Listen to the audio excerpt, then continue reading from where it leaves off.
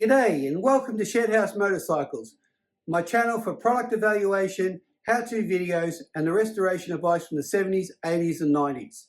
Today we have a truly Shedhouse problem. This is a broken clutch lift pin out of this 1999 CBR 600F.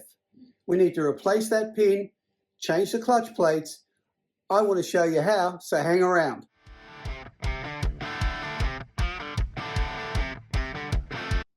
You might have noticed a change from the introduction of this video to now. When I created it at the start, it was in winter, and now it's the end of spring. Lots have happened in between that's kept me out of the shed. Namely, we've had floods in the area, which we're still under flood watch, but we've had quite a bit of water inhalation around the town and around the area, and we've spent time helping our neighbours make sure their properties are secure by sandbagging and just generally making sure everyone's safe and under control. The Murray River, which divides Victoria from New South Wales, is only 400 metres from where I am, and whilst it's still running fast, it is receding, which drops our anxiety levels a fair bit. We're now at a point where we can get back onto the bike and get back onto creating videos. So this is a 1999 CBR 600F ultralight. It's the first of the ultralights. In 1999, the CBR was upgraded to an alloy frame, an alloy swinging arm, and the engine had an upgrade as well. Which brings us to really the point of the episode and the video. As I said in the opening, the previous owner had broken this clutch lifter pin in his attempt to fit a clutch to the bike, which made it inoperative. So I knew that because the crankcase was leaking oil, where he cracked it trying to fit it, and a subsequent repair made it unusable, but also it was leaking oil. What I didn't know was that clutch lifter pin was broken, and what I also didn't know was they weren't available either genuine or aftermarket, so I was able to find one secondhand, which made this job a doable job. So we're going to put the clutch pack back together in its correct formation. We're going to put this clutch lifter pin back in. We're going to get the actuator in its right spot and connected when we put the crankcase cover back together. Let's bring you in closer to the action and get started. Okay, so here's our clutch basket. Here's our friction plates. Here's our clutch plates. And what happens here is we put a clutch friction plate in first, followed by a clutch plate, followed by a friction plate. What is unique to the 1999 model clutch is this friction plate, which has a larger diameter than the rest of the friction plates. The previous owner, when he bought the clutch pack, must have bought the next year, which is the 2000, because he only had this size clutch plates in there to start with, so he was doomed to failure right from the get-go. So there's one of these plates which is easily identified by it's a bigger circumference here inside, or a bigger diameter inside the plate, and the actual friction area is smaller. One goes at the start of the pack and one at the end of the pack. And there's a tip and trick to that final plate when we get to it. There's also another trick and tip, is you oil the friction plates before you start, particularly a new set of plates, and we'll take you through that right now. These clutch plates live in the area of the crankcase. They are exposed to the engine oil in the crankcase, so having them in engine oil is not detrimental to them. In fact, it's a benefit to get the plates lubricated before we install a brand spanking set of new plates. So these have been soaking overnight.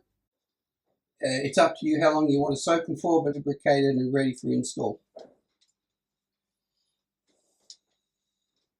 Okay, so now we're ready to assemble the clutch, having shown you what to do with the friction plates prior to assembly. We're going to assemble them basically straight out of the oil bath, because right here is where the oil sits in the crankcase, as the oil pump is basically at the end of my finger under the gearbox here. So there's no drama with assembling them wet. Take the first friction plate in, the one I talked about earlier with the larger hole here, the larger diameter hole.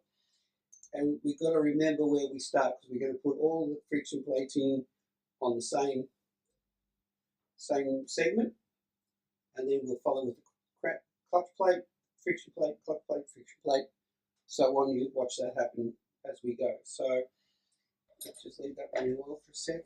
We'll grab the first of the friction plates, that special one we talked about. Get it to go in. There you go. You're on. Then it goes. We follow with a clutch plate.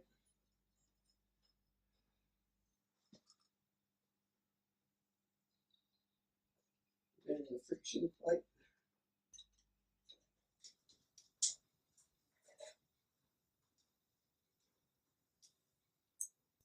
Now here's the trick. The final friction plate, again the larger diameter one, same as that first one, we move that and we put all the clutch friction plates in on this line here, so they're all in the same sequence. But this one, we move one place across. So it goes across one place forward. Okay, so it can't go here, it has to go here, but it goes one place forward. That's the correct assembly. The next piece, that clutch pin in here with a thrust bearing, put the pressure plate on, put the clutch springs in. While I get ready for that, we'll just take you through what you need to know about the clutch springs in readiness to get started. So let's just do the exercise in measuring the springs that came out of the bike versus the springs that are going back into the bike, the new set of springs. The service manual states that the minimum wear limit is 45.2 versus the new, or the standard, is 46.5. So using a set of digital calipers here, making sure we'll just got that to 0, and getting the original spring, or one of the original springs, and just bring that in nice and gentle. We've got 44.5, so clearly we're under the wear limit of 45.2. You should just be able to move that under the caliper without too much resistance. And then checking that against the new spring, and that's 47.6, which is a millimeter above the manufacturer's specification, which is great, meaning that when we put the 5 springs back in against the pressure plate, we'll have a nice firm connection when we're in the drive position of the bike, that the clutch hub is compressed together to give us a nice drive without any slippage. So there we go. Let's get on with putting these back into the bike. Here's where these bikes differ from a lot of other Hondas. The clutch pack is here on the right hand side of the bike. The clutch lifter pin sits on the right hand side of the bike, but it's not uncommon for other Hondas and other model bikes to have the actuator on the left hand side. Pull the clutch in, you're actually pushing a rod through the engine, pushing these plates out. This bike pulls on this pin to pull the plates out to separate, to give you that freewheeling motion, the clutch. This is where this bike differs, and this is why this is hard to find, because there's only for a decade or so that these bikes ran this lifter pin. Subsequently, they've gone back to the tried and true method of pushing through the crankcase to push the plates apart. So essentially what's happening when you pull your clutch lever is you're separating this clutch pack to allow it to spin the engine and the transmission to engage from each other. And when you let go of the clutch, you're actually pushing the plates in hard against each other and firming up, making a solid transmission piece. So that's why this was hard to find, and I was lucky that I had some friends who were able to find one for me. So that goes in like so. I've also taken the chance here to check this thrust bearing was rattly, so I bought a new thrust bearing that'll go on.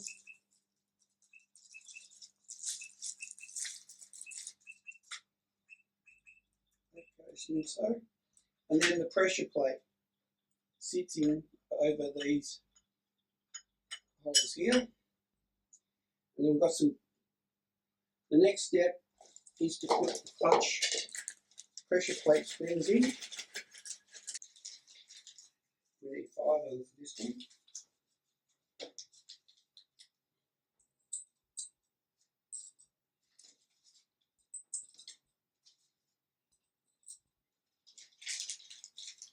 Next part is to put the bolts in, which will then apply the pressure to the plates. So this is like doing up a wheel on a car. You do them in a sequence, cross pattern. Just get them started first. Then we need to torque it down at the end. We use a torque wrench to apply the correct amount of pressure to these bolts. First trick is to get them started.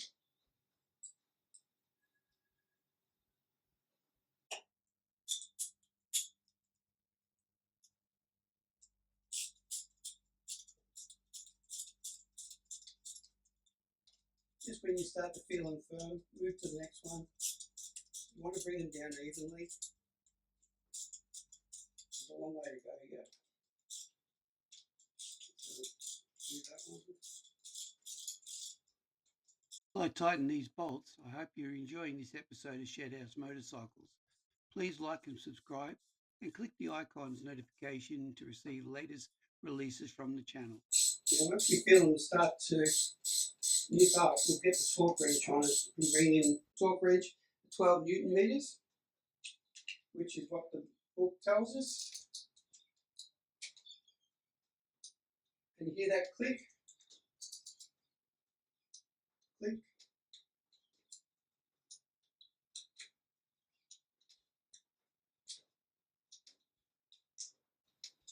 Right, we're there. So basically now we've got the clutch pack made up of the friction plates, the clutch plates, the pressure plate.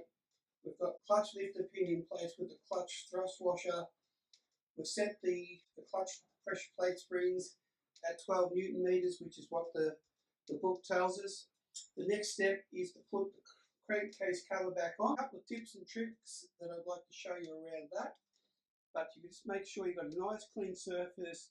All your locating dowels are at home in. There's a sequence we need to follow when we put the crankcase cover back on. But there's a little trick and tip around the sealant that goes on here that I'm going to take you through now before we get to that point. The crank angle sensor goes into the crankcase cover. It's only one way it can go. It slots in on 2 dowels, and then this just holds the loom back out of the way.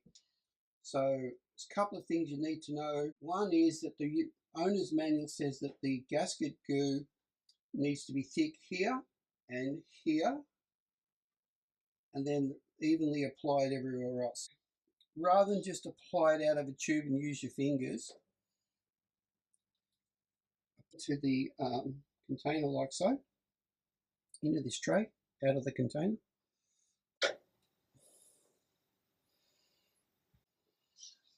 Using a paintbrush, a nice paintbrush, just apply it evenly using the paintbrush.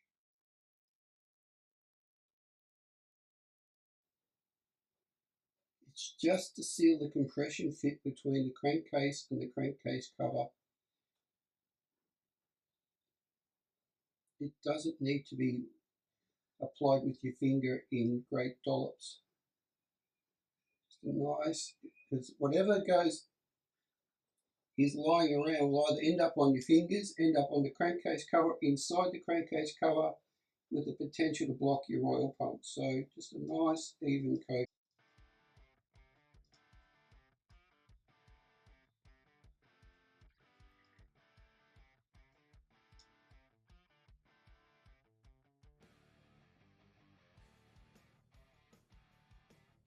Can I just add a reminder as I finish applying the sealant to the crankcase cover to share this channel with your friends and like and subscribe to the channel, hitting the notifications icon to receive alerts when the latest episodes are released. I got this paintbrush from a hobby shop that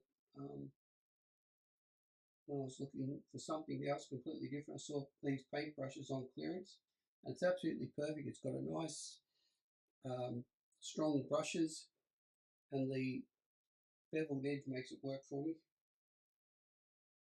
And I just clean it out once I'm finished in my parts washer.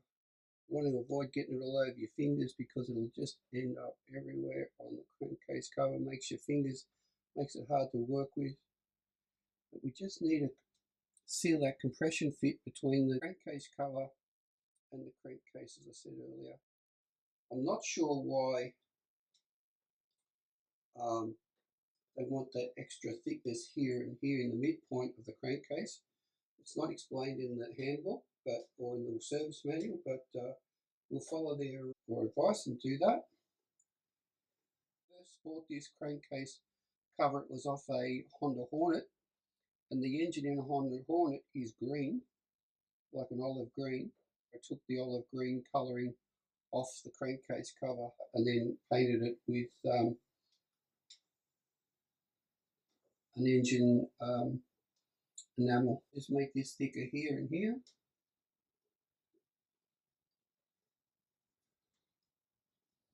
Again, I'll use the brush because I think it's the better way to go.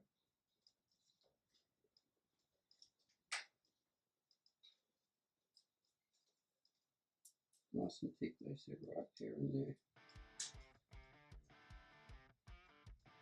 And here and here.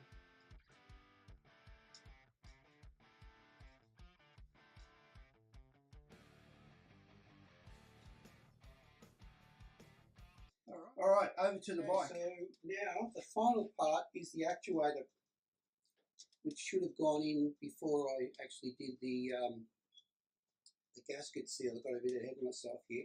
But this pin, when it rotates, let me just put that down for a sec.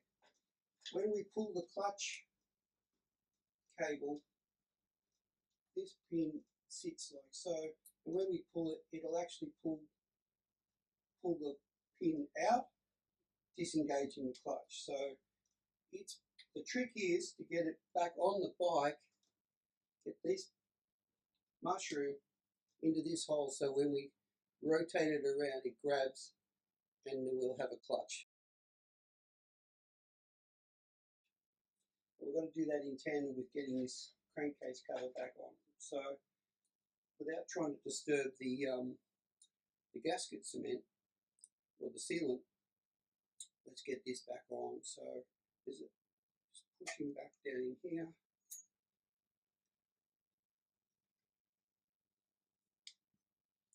Just bringing it down, and it'll sit in that housing there. And we've just got to, what we should do is mark where that is fully open, so we know when we put it in that it's going to grab that mushroom, and then we can rotate it. So there's a trick we should do right away. So let me just step out of the camera for a sec, back in. So we might make that line up with that, and we know that the mushroom is fully open when those two are aligned. So, okay, that might make life a bit easier in a second. The crank angle sender picks up on the crank angle on the pickups here, the reluctors. We just need to get this on without making a whole bunch of mess. Get these two pieces aligned, and we're in business. So we bring the two dots around, we know it's fully open. Get the crankcase cover. Now, the plug for that's up there. I reckon we can get that after the event.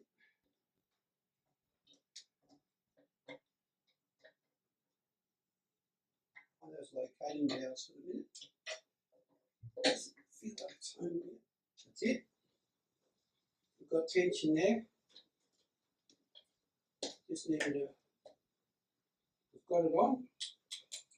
Now, when we get that all bolted up, we'll be able to move that cable and feel the tension on the clutch lever. What we've got to do now before we forget is connect the crank angle sensor to the engine management system. Should be able to do that without too much trouble. Okay, that's connected. The clutch is in place. Now, we just got to go around the table and put the bolts in. There is a sequence of tightening these up, but as putting them in and nipping them for the minute, we won't worry about the sequence just yet. We'll do that last because it has to grab the clutch cable.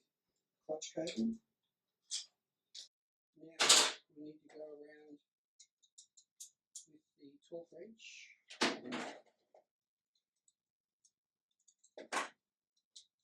Following that sequence again. 1, 2, 3 was here, 4, and 4. Just go around the corner here.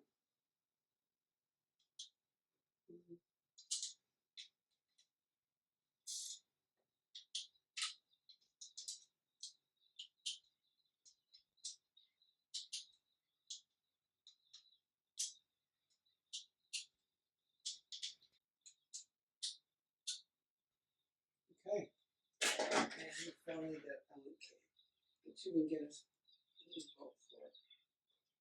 And we'll just do that.